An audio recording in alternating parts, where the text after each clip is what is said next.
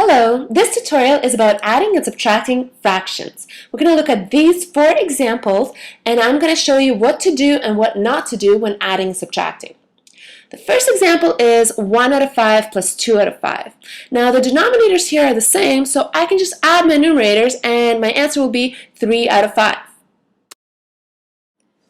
If we look at a visual, here again I have 1/5 and 2/5, and I don't need to change the number of parts in the resulting fraction. I just add 1 plus 2, and that is 3/5. So now I'm going to show you the steps that are involved in adding and subtracting. The first one is to find the lowest common denominator of the fractions. That is the smallest number that can be divided by both of the denominators. The second step is to rewrite your fractions so they have the same denominator. And just remember, what you do to the bottom, you have to do to the top. The last step is to add or subtract your numerators and then reduce your fraction if possible. So we're going to look at part B. The greatest common factor here is 10. Because 10 is the smallest number, I can divide both 10 and 5 by. Now I'm going to rewrite both of my fractions as a fraction out of 10. The first one doesn't need to be changed. It can just stay as 1 out of 10. But for the second one, in order to have a denominator of 10, I need to multiply both top and bottom by 2. So I'll rewrite that as an equivalent fraction of 4 out of 10. So now I just add the numerators. 1 plus 4 gives me 5, and so the answer is 5 out of 10, which can actually be reduced to 1/2.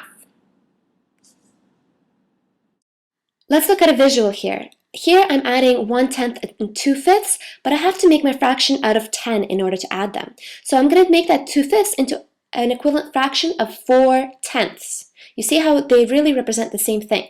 And I add that to the 1/10, and what I have highlighted is 5/10, or half of the fraction.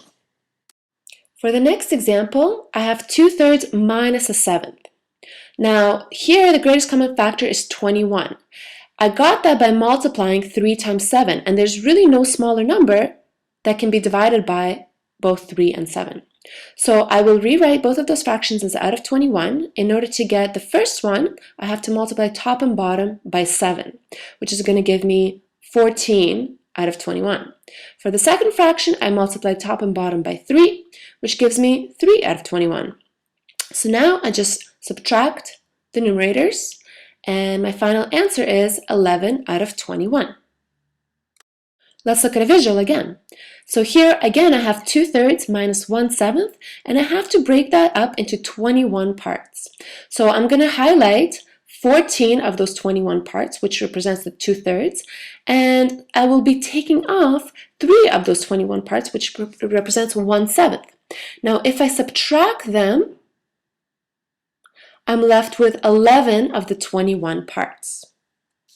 For the last example, I am just going to show you the visual, and I want you to write down the steps.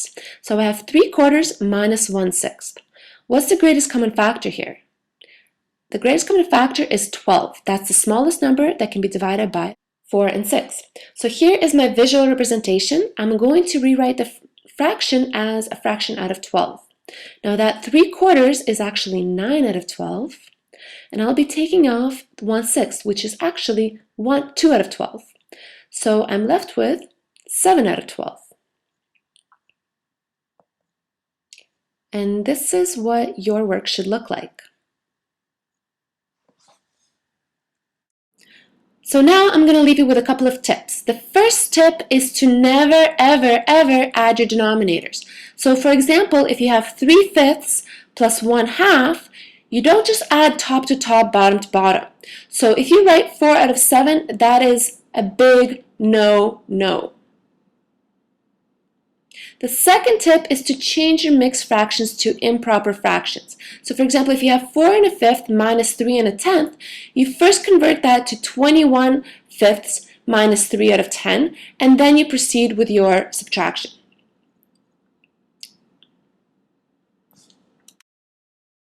So the last thing I want you to do is I want you to pause this video and try these 2 questions by following the steps on the right, and you'll see the answers in a few seconds. Here's the solution. Thank you for watching, and I'll see you next time.